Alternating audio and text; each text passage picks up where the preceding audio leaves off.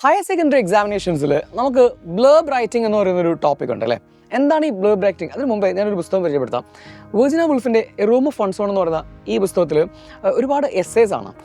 ഇത് എഴുതപ്പെട്ടിട്ട് 50 വർഷങ്ങൾക്കിപ്പുറവും ഇന്നും ലോകത്തെ ഇൻസ്പയർ ചെയ്തുകൊണ്ടിരിക്കുന്ന ഒരു ഗംഭീരമായിട്ടുള്ള പുസ്തകം. നിങ്ങൾക്ക് നിങ്ങളുടെ സ്കോളാരിറ്റി, നിങ്ങളുടെ ഇംഗ്ലീഷിലുള്ള നോളജ് ആണെങ്കിലും അല്ലെങ്കിൽ നിങ്ങളുടെ തോട്ടൊക്കെ ഒന്ന് ഇമ്പ്രൂവ് ചെയ്യണമെന്ന് ആഗ്രഹിക്കുന്നുണ്ടെങ്കിൽ ഈ പുസ്തകം നിങ്ങളെ വല്ലാതെ സഹായിക്കുന്ന ഒരു അടിപൊളി ഒരു എസ്സേസിൻ്റെ കളക്ഷനാണ് ഈ ഒരു പുസ്തകം. ഫെമിനിസ്റ്റ് ലിറ്ററേച്ചറൊക്കെയാണ് ഇതിനകത്ത് ഡിസ്കസ് ചെയ്യുന്നതെങ്കിലും നമ്മുടെ തോട്ടിനെ വല്ലാതെ പ്രൊവോക്ക് ചെയ്യുന്ന അല്ലെങ്കിൽ നമുക്ക് നന്നായിട്ട് ഇൻസൈറ്റ് നൽകുന്ന ഒരുപാട് കാര്യങ്ങളാണ് ഇതിനകത്തുള്ളത്. ഞാൻ ഈ പുസ്തകത്തെക്കുറിച്ച് പറഞ്ഞതൊക്കെ നമ്മൾ ആ പുസ്തകത്തെ വായിക്കാൻ വേണ്ടിയിട്ടോ അല്ലെങ്കിൽ നമ്മളത് വാങ്ങിക്കാൻ വേണ്ടിയിട്ടോ ഒക്കെ നമ്മളെ ഒന്ന് പ്രേരിപ്പിക്കുന്ന തരത്തിലുള്ള ലാംഗ്വേജാണ്. ഇത് തന്നെ ഇതിൻ്റെ പുറകെ ഈ പുറംചട്ടയിൽ എഴുതുന്നതിനാണ് നമ്മൾ ബ്ലേബ് എന്ന് പറയുക. ഓക്കെ, അപ്പോൾ നമ്മളോട് ചോദിക്കുന്ന ആ ഒരു കഥയുടെ നമുക്ക് പഠിക്കാനുള്ള ഏതൊരു സ്റ്റോറിയുടെയോ അല്ലെങ്കിൽ അവർ തരുന്ന ഏതോ ഹിൻറ്റിൻ്റെയോ ബ്ലേബായിരിക്കും നമ്മളോട് എഴുതാൻ പറയുക.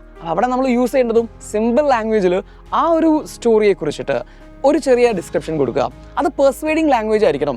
ആ പുസ്തകം വാങ്ങിക്കാൻ വേണ്ടിയിട്ട് അവരെ പ്രേരിപ്പിക്കുന്ന തരത്തിലുള്ളതായിരിക്കണം. അവിടെ നമുക്ക് ഓഥറിനെ കുറിച്ച് പറയാം, ഓഥറിൻ്റെ മറ്റു പുസ്തകങ്ങളെക്കുറിച്ച് പറയാം, പബ്ലിക്കേഷൻസിനെ കുറിച്ച് പറയാം, അല്ലെങ്കിൽ ഈ പറയുന്ന പുസ്തകത്തിൻ്റെ സർക്കംസ്റ്റൻസ് അല്ലെങ്കിൽ അവിടെയുള്ള സാഹചര്യങ്ങളെക്കുറിച്ച്, കഥയുടെ ചെറിയ ഭാഗങ്ങളെക്കുറിച്ച് നമുക്ക് ഇൻട്രസ്റ്റിംഗ് ആയിട്ട് തോന്നുന്ന എല്ലാ കാര്യങ്ങളും ഇവിടെ ഡിസ്കസ് ചെയ്യാം. അങ്ങനെ ഒരു 6 മാർക്കിന് എഴുതാനുള്ള ഒരു അടിപൊളി സംഭവമാണ് നമ്മളെ blurb writing. So don't miss it.